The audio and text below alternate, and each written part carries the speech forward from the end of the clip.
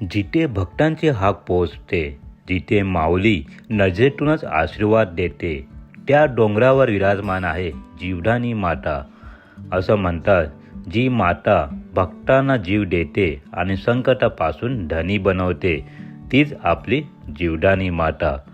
सुमारे 1500 फूट उंचीवर ढगांच्या कोशीत शांततेच्या सिंहासनावर ही देवी विराजमान आहे. प्रत्येक भक्त इथे एकच उद्देश घेऊन येतो, आईच्या चरणी स्वतःला अर्पण करायला.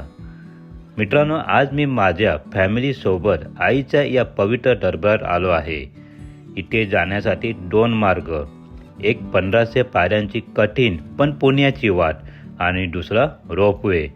पण आम्ही ठरवलं आईला भेटायला पायरी पायरीनंच जावं, कारण प्रत्येक पायरी म्हणजे एक परीक्षा आणि प्रत्येक परीक्षा म्हणजे आईचा आशीर्वाद. सुरुवातीला गणपती बाप्पाचे दर्शन घेतले आणि मग सुरू झाली आमची ही परीक्षा. 1500 पायऱ्यांची एक एक पायरी जणू शरीराची नाही तर मनाची चढाई होती.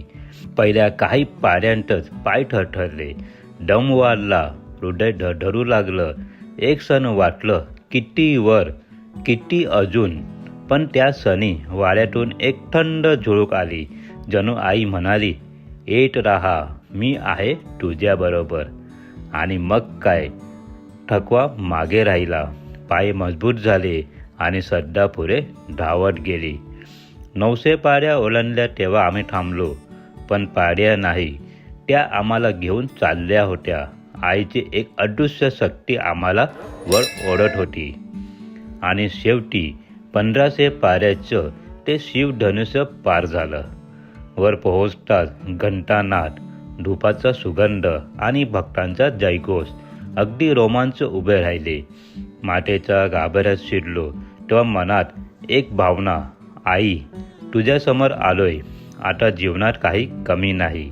बाजूलाच असलेल्या श्रीकृष्णाच्या गृहेत गेलो, म्हणजेच भगवान श्रीकृष्णाचे दर्शन घेतले. महाकालीच्या दरबारात गेलो, एक छोटी पूजा केली. भूक लागली तर महाप्रसादाची सोय आहे.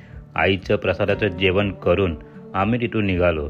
जेवण साधं पण दिव्य होतं, जणू तृप्ती मनापर्यंत पोहोचली होती. आजचा प्रवास फक्त दर्शनाचा नव्हता, तो होता आत्म्याच्या यात्रेचा. आईच्या पवित्र डोंगरावर जाऊन खरंच वाटलं, जीवन कठीण असेल पण आई असेपर्यंत कधीच एकटं नाही. चला मित्रांनो, आजचा दिव्य प्रवास इथेच संपवतो. पुन्हा भेटू पुढच्या आध्यात्मिक यात्रेत. जय जीवदानी माता, जय जीवदानी माता.